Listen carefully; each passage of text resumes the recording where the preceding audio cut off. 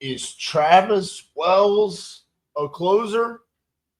Now, Travis Wells, this man invited me to his event about a year ago here in Plano, Texas, and I was asked to close deals live on stage. Now, I got a signed contract during his event live on stage in about 15 minutes. Okay. Now, it was a super hot lead solo lead. I'm not saying I did anything special. The video's on my channel. You can go watch it. But my question is this was my man, Travis Wells' event. And he just stood over there, his buff ass, just staring at me, watching me close deals. Then I wondered, where's Travis? Why isn't he on the phones?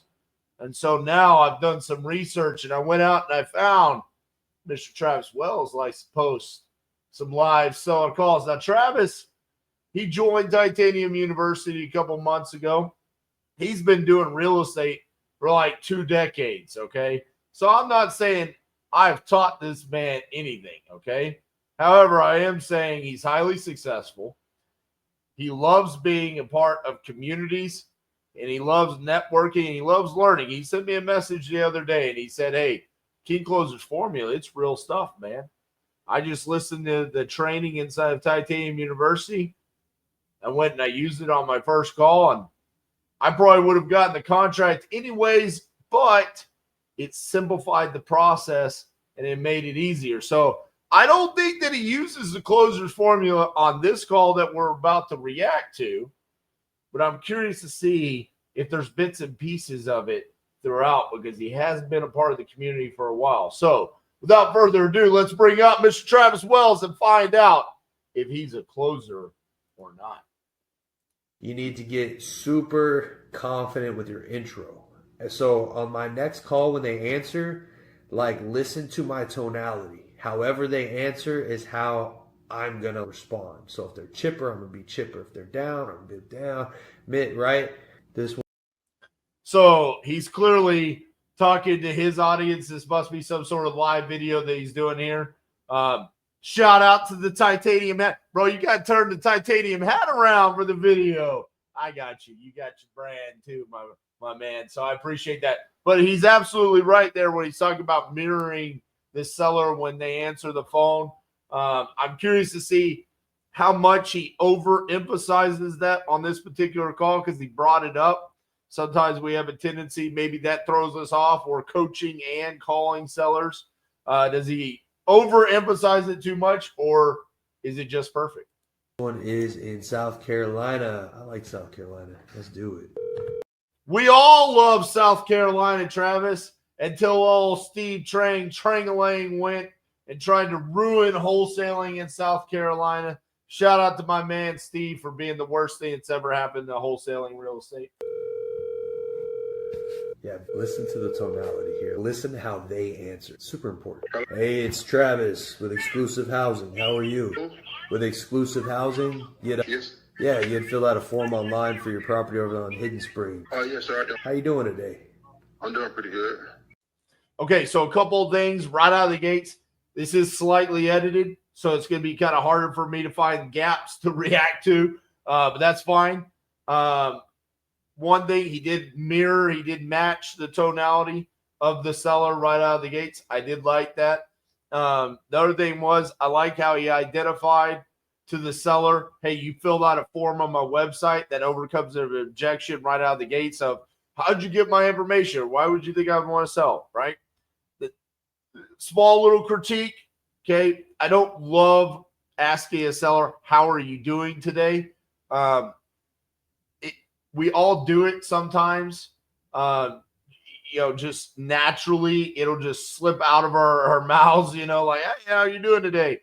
The problem with that is listen, if you're talking to an actually truly motivated seller, there are times where that is extremely backfired on me, where the seller has been like, I'm terrible, and you don't want to start off a conversation with a negative connotation or even now's not a good time, right? Hey, you filled out a form on my website. Are you still looking to sell that property? Yes. Awesome. How much are you looking to get for it? Just flow in. Quite frankly, there's nothing really great that can come from asking someone how their day's going. Every now and then someone will say, hey, I really appreciate you asking. That's few and far between. I've had more people negatively react to me asking that than positively reacting. So just a little note there. I really try to eliminate that, especially early on in the conversations, because, man, it's really backfired on me sometimes. Cool. Are you still wanting to sell that one? Oh, yes, sir. Awesome. You mind telling me a little bit about it? I'll make you an offer. It's 1 point. I know. Okay, so interesting note here. This might be something that Travis has taken away from the closer's formula. He does say, tell me a little bit about what you got going on there. I would like to see him eliminate saying, I'll make you an offer. And the reason why is just because I think that really makes it harder later on in the conversation. If you're not going to ask for price up front, he's probably going to try to ask for price later on. And there's always the chance that when you say, I'll make you an offer, they won't give you the price later on because you have said the word offer. So just something there that I would like to see eliminated from the language. Just two little things, all right? Don't ask about the day. Don't say offer. I hope that he's shifted where he asks price early on instead of later on. But yeah, eliminating offer there, just kind of eliminating a potential objection later on in the conversation. It's almost close to 2 acres. Not quite 2 acres, but it's almost close to 2 acres. And it's a 4-bedroom, 2.5 bath. They got like minor maintenance got to get done though, but really nothing major at all. It's a good house. And it was built in 2013. Okay. What kind of maintenance you think needs to be done on it? Probably like a little couple of holes in the wall. I got children, so I got young boys, so they be playing and put a couple of holes in the wall. I love how he said, what kind of maintenance needs to be done on the property? You know, this is we're probably getting close to being 45, 50 King Closer Reacts. I've never heard someone use the word maintenance. They always use rehab or repairs or work. No one's ever said maintenance. I really like that language right there. And I also love how open-ended it is.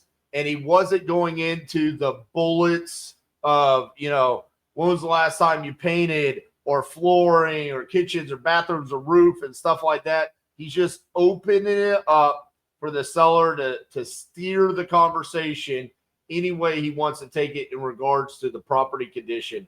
Love that moment by Travis. But this sheetrock though, so it's an easy fix.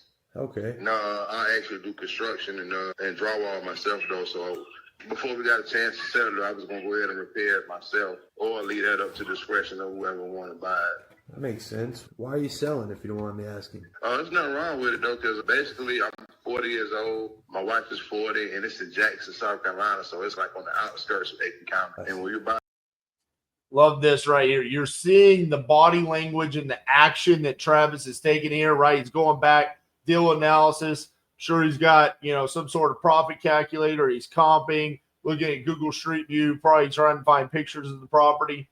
Love seeing that action. And in the meantime, he's able to do all of this because of the questions that he's asking.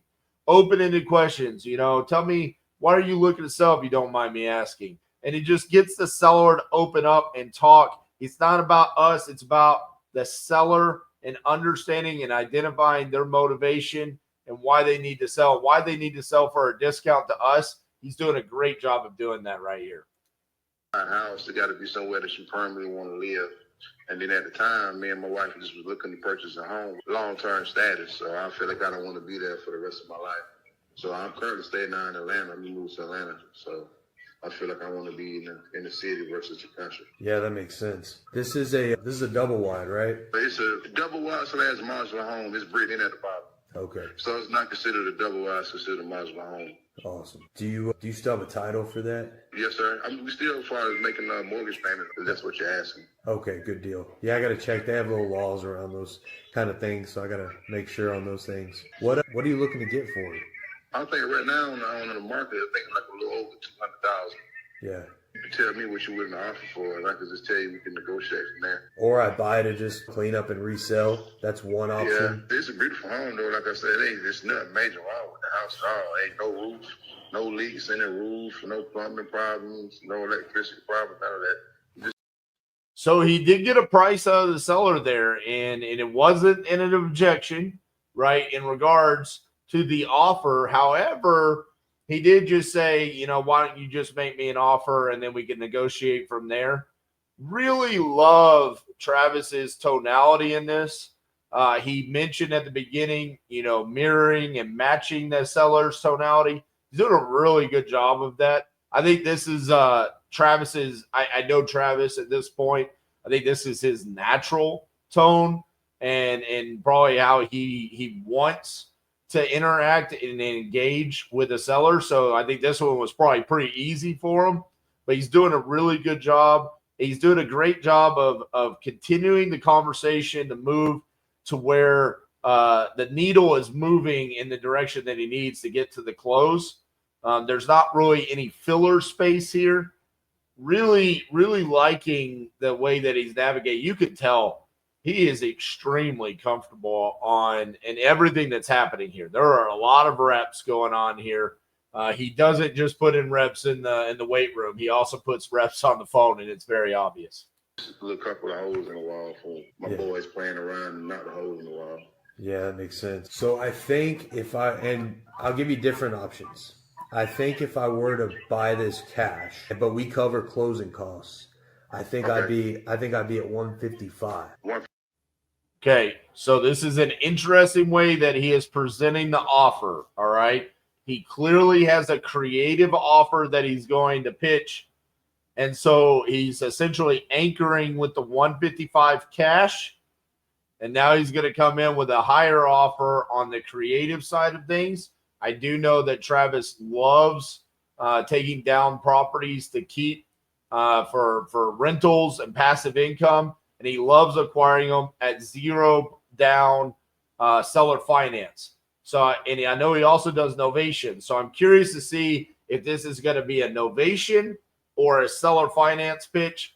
My estimation is seller finance to see if he can keep it. 55? Yes, sir. This sounds good, though, but I was trying to get a little more as far as get a little something in pocket. Not much, though. Yeah. But I was just trying to because, see, I don't want to foreclosure go on my record. So we had a couple of offers about the house already, though, but I just hold off, though, because anybody really came with the right number. I'm not asking for a whole lot. I'm not asking for $200 because it's like really what it's worth right now. It's like a little over 2 and some change. So, yeah, I was just trying to get a little in pocket. Are you? So this is interesting. The seller wants some money in his pocket. He's not asking for too much. I'm curious to see if Travis is going to specifically say, how much money do you want in your pocket, to see if that impacts the offer, because sometimes sellers misunderstand how the fees and everything is associated, and maybe he can evaluate the deal and make his offer more around how much money the seller specifically needs in his pocket, not the total amount. Behind on payments right now? No, sir. Okay, good deal. Yeah, you had said foreclosure on your record. That's why I asked. Yeah, there's no foreclosure on it. Okay. I still make my monthly mortgage payments. Oh, you just meant because I was offering a little lower number. What kind of mortgage do you have on it? Do you have a good interest rate? Yes, sir. But really, though, my wife is asleep. She the one that really handle everything. I just go to work and make the money and just pay it. She really like my secretary with all of this. Yeah. I was just trying to give you a little more knowledge about what I know about it, because my wife don't work. She just stay home and wife, so she wanted to really handle all the paperwork. I be working so much. I was about to pitch you a creative deal, but I don't think that would work for you if you got to go buy something else anyway. How much do you owe? Like, how much do you need to, I guess, how much do you owe? I think it's like, we bought the house 2019, the end of 19, beginning of 20. So I think it's roughly like 150. Oh, you owe. So seller owes 150. I love what Travis is doing here, and what is really next level is he now has positioned himself in the conversation as like partners with the seller in how they're trying to come up with a solution together. Like, it's all about Travis is like trying to figure out how can I be your solution now. And, he's like, I was going to pitch you something creative, but I don't think that's the best option for you. I do think he was going to try to pitch seller finance. And now he's understanding there's an underlying mortgage. Maybe he's thinking about sub 2. Maybe he still contemplates doing a novation here. And he's going back to that. How much do you owe? How much do you actually need in your pocket? And I think that will be how he comes up with his final offer amount and probably closes the deal. 150. Yeah. We bought it for 163 and it's down to like 150. How much do you need to get into another house? Basically, just a down payment on another house because we're in the process. We took an apartment for rent now just to get us down here to Atlanta so we can just search around and move around in Atlanta and really find out where we want to stay. So what we stayed is a 6-month lease. So we just took an apartment to really just find a house. We don't know if we want to get one built from the bottom up or just find one that's in pretty good shape and just go from there. But I'd say probably like $15,000 in pocket. I'd be fine with that.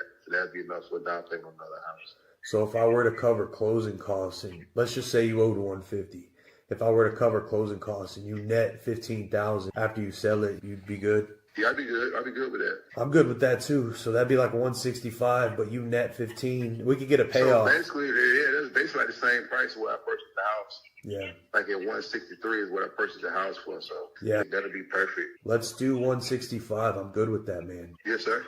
Cool. Let me tell you how these next steps work. I love the fact that he's saying, let me tell you how the next steps work. This is vitally important because sometimes closers get to this point where there's a verbal agreement essentially that has taken place here where it's like, all right, 165, you're going to net the 15. I'm going to cover the closing costs. We're going to get a payoff for the mortgage company. And then it's like, okay, I'm going to send over a contract. And then suddenly we hear from people that say, I got ghosted, but I got a verbal agreement. What he's about to do here is the explanation of what happens next is building credibility with the seller. And this is crucial because this is making them comfortable to actually sign the contract and move forward with Travis. So I love how he's essentially gotten the verbal agreement and now he's going to build the credibility. I refer to this as reverse rapport, and you do that through credibility at the end of the conversation. I love this. This is absolutely the way I love seeing closes go down. I get your email. I send you over a purchase agreement for one. How many days do you want to close in? Like 30? Oh, yes, sir. Like 30 days. Okay, and it's vacant, right? Yes, sir. It's vacant right now. Okay, I send you the purchase agreement for 165. It'll say 30 days. I'll send out an inspector. I pay some money to them to check on things, just like you did when you bought it, probably. And we'll use a local title or attorney there, and they'll give us the closing date. That'll be fine. You might ask, I'll say where you located. I am, and you know where Canyon Lake is? Canyon Lake, Texas? Canyon Lake? Yeah, Canyon Lake, Texas. No, sir. I know how to use Texas. All I needed to hear. All right.